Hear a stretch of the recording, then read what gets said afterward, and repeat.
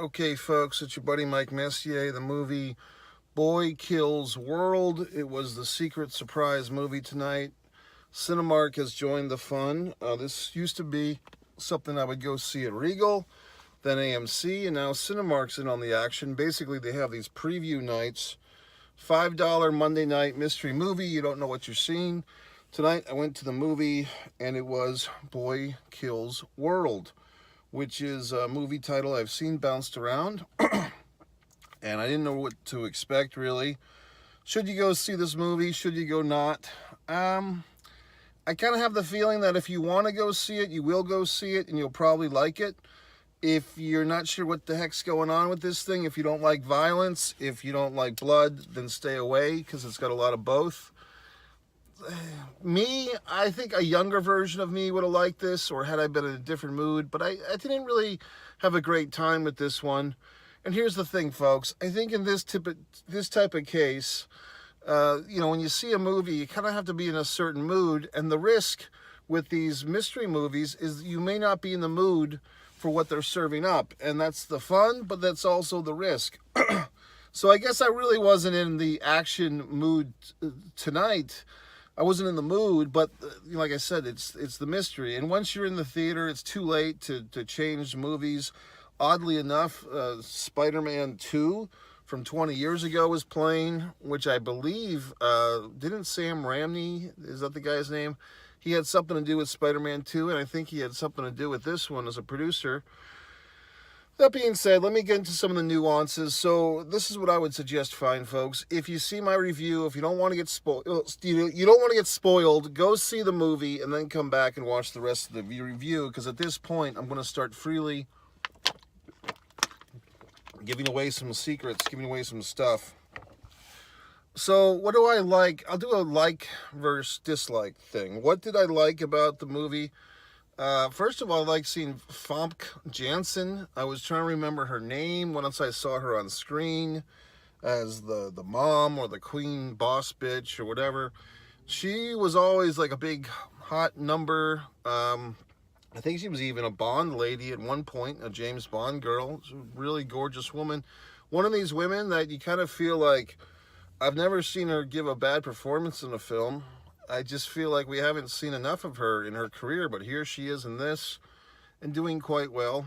What else did I like? I mean, obviously the fight scenes were good. It just felt to me like they just felt like every other fight scene in the last 20 years, maybe post-Matrix or even before the Matrix. You had everything's like some fucking, everyone's doing the same martial arts bullshit, and then you throw in some weapons, and I'll stab you 1,000,000 times, but you won't die.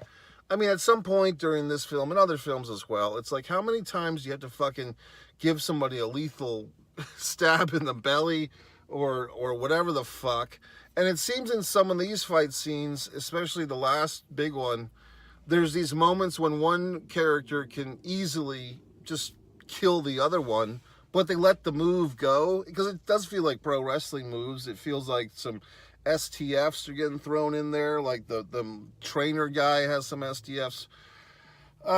This is kind of leading into one of the big elements of this film, why I don't like it. And this is kind of nuanced, and maybe it's just me, but this movie has basically a big swerve at the end. If you've seen the movie, you know what I'm talking about. It has a big revelation, a big, you've been mind-fucked kid your whole life, and what you thought was reality, what you thought went down didn't go down. Okay, I liked that surprise. I actually did. However, because of, if you're going to make a film and you're going to have a big surprise like that at the end, it diminishes and it basically discounts and it disregards everything we saw before that.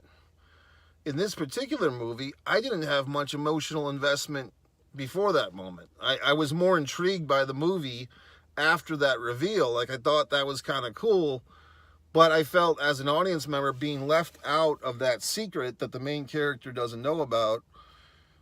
I just didn't feel really emotionally attached to any of these fucking characters, and just, the idea with the editing for this one just felt like, throw everybody in the middle of the action and let them catch up.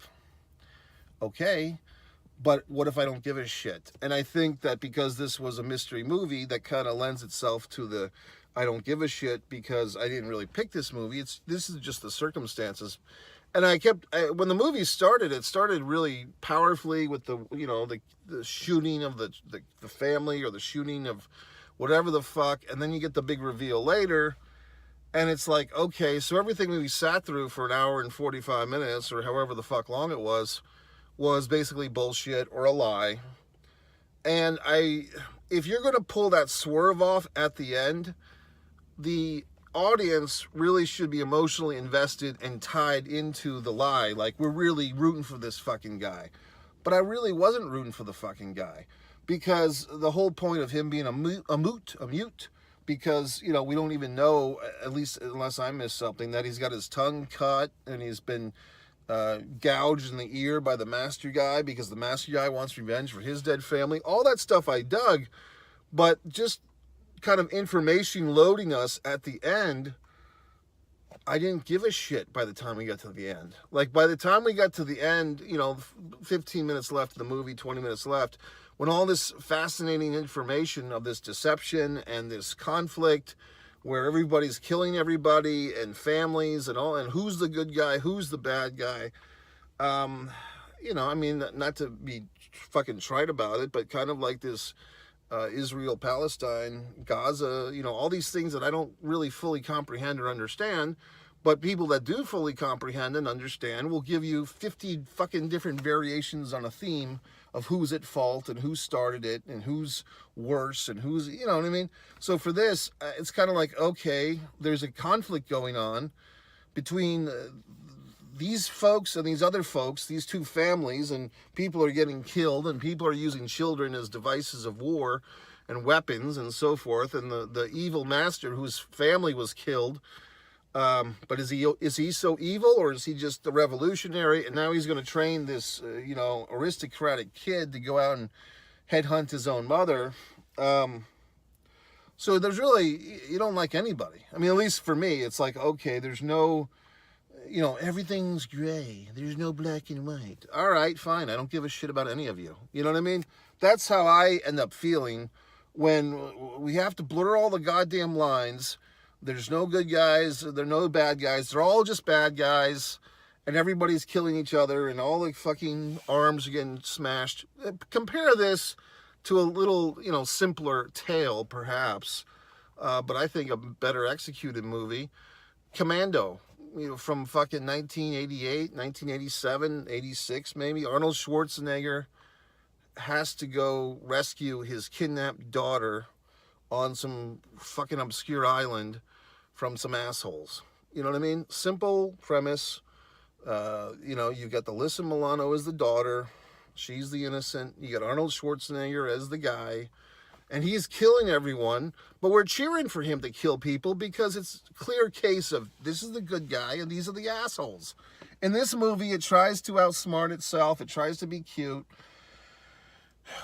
It's stay in your goddamn lane. If you're trying to make a fucking movie where there's some commentary on conflict or war, but it's just buried in conflict and war and just glorifying the violence, and I'm not a fucking prude when it comes to violence, I'm fine with it. But if I'm going to sit there and cheer for people to go around stabbing each other and breaking the arms and twisting the fingers and all that horse shit, I need to have an emotional investment, and really I didn't. And then by the time they kind of got me, with like the Sixth Sense surprise. Oh, okay, Mike, everything you've been watching for an hour and 40 minutes is bullshit, because here's what really happened. By the time we got to that, like I said, you've already lost me. And now I kind of got more into the movie with 15 or 20 minutes left in it, but then it's too fucking late. So does the movie think it's so good that I'm going to go and see it again? Oh, I have to figure it out now. Maybe, like I said, when I was a young man and I was more optimistic about things and I gave a shit a little bit more, maybe I would have gone see the movie a second time. But now there's so many movies that come. And then another thing, folks, you ready? I probably have just seen too many movies lately. I think this is the third night in a fucking row I've seen a movie. I did my review of whatever the fuck last night, Abigail, and then I think Saturday I saw something. So it's just, you know, I'm getting flooded, and maybe I just need to get away from the movies, take a fucking few days off.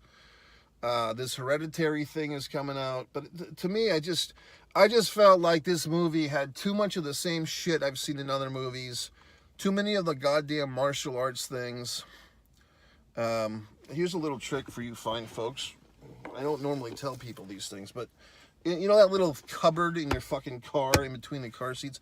I keep things in there, and I keep my little cologne in there. So now I'm going to put some on as a nice, just to refresh. So anyway, that's the deal, folks. You know, it's like I can honestly say that I didn't really like this movie as much as I wish I did. But I think that other people probably will. I mean, here's a movie. You say, oh, Mike, you just don't like action movies. Well, not really. A better movie than this one, I think, that had a better story, that was similar. Sucker Punch. Okay? No, for whatever the fuck reason, that's like an overlooked classic. I think I only saw it once, but when I saw it, I thought it was awesome and had a unique... These hot women, these hot girls are in this fucking psychiatric hospital, and they're all fighting to get out of it. You know what I mean? That was cool, but this... It's like, is the word dystopian, like end of the world shit? If we're going to do these dystopian movies, once a fucking again, you can't just take the audience for granted. Oh, it's a dystopian time and we're all going to give a shit. No, assholes, you have to tell your own story. It really felt like with this movie, Boy Kills World, which the title is incredibly similar to the sitcom that I never watched, Boy vs. World. I think that's what it was called.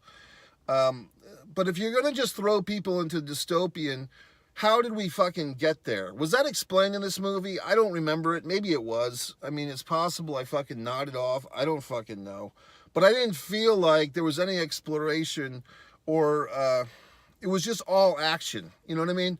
And you can have a pretty dominant fucking action movie, you know, with the fucking martial arts fighting.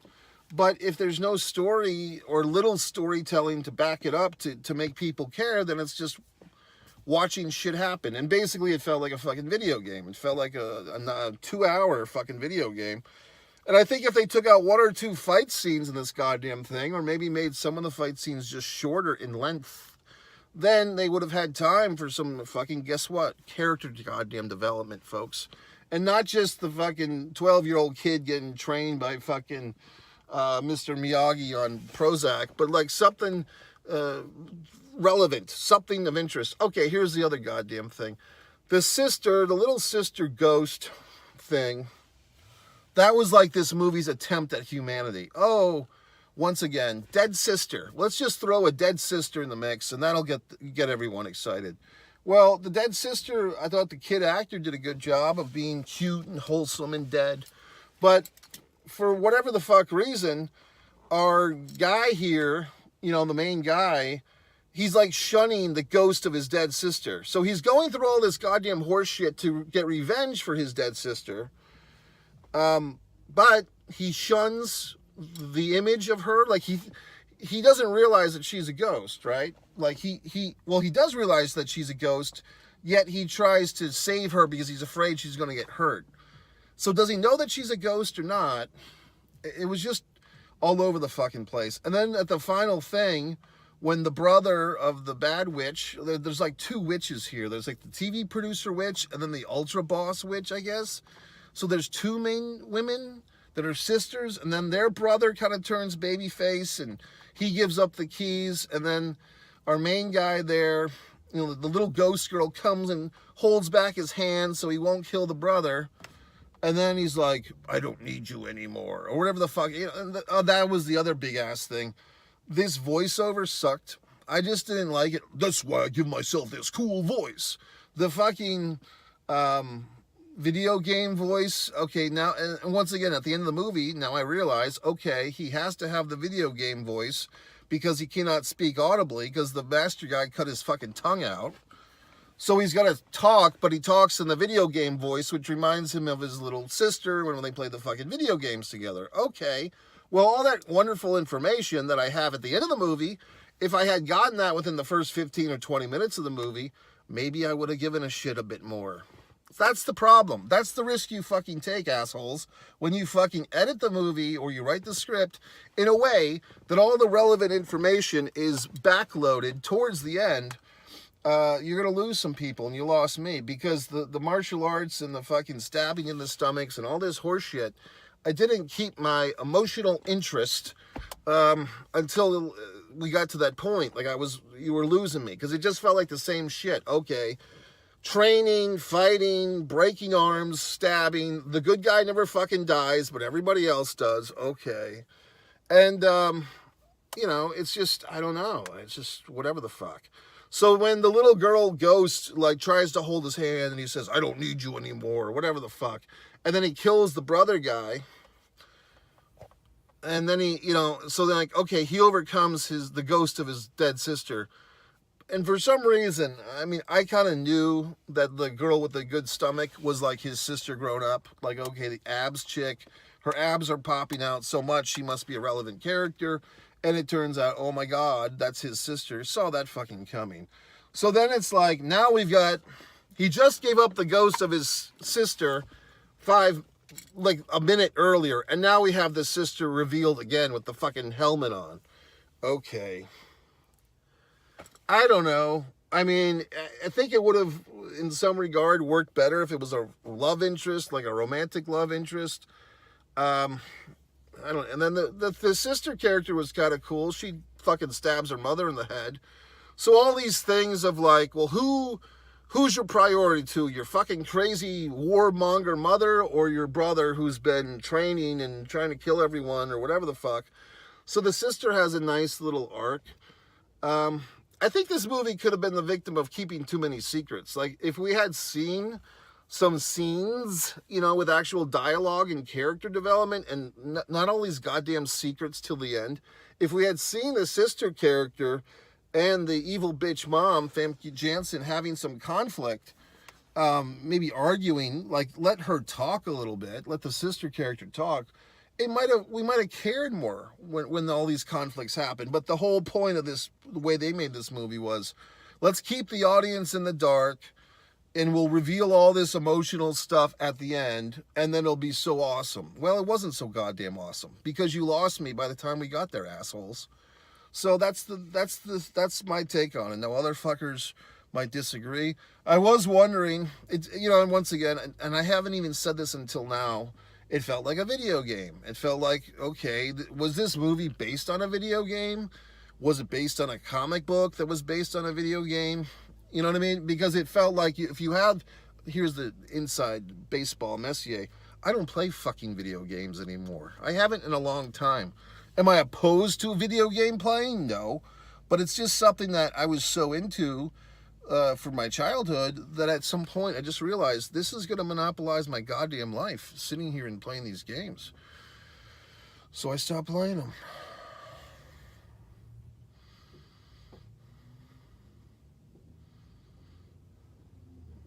Someone was going into the vehicle next to me. So, you know, I just stopped playing the video games, and I just don't like them consuming my time, so I don't play video games anymore. Now, I realize in the years since I haven't played video games, the video game world has gone to greater and greater and greater heights. There's a whole fucking world of people playing video games and watching other assholes play video games online for money. Like, people make their fucking life now by sitting there playing a video game, and other idiots are watching them play a video game, which I think is a little deranged, quite honestly. No offense, but I just don't understand the joy in that. Like, I'm going to sit here on my ass and watch some other idiot play a video game and get hints and clues. Okay. And I guess the appeal is that you feel like this person who's playing this video game is your buddy, and they're giving you all these secrets or whatever the fuck. I just don't see the appeal to that. You know what I mean? I think it's a waste of time. Now you might be saying, well, gee whiz, Mike, watching this video of you babbling about this fucking movie is a waste of time. Well, no arguments. I'm just saying, I don't get the video game thing. So this movie, I think you'll probably like it more than I do, and that's fine. But yeah, whatever the fuck. Boy Kills World. MikeMessier.com. You can stand me on social. All the links are on MikeMessier.com. Buy one of my wonderful books, Fight or Play Basketball, A Distance from Avalon. the Foreign Object eBay store. One artist, Mike Messier, one man in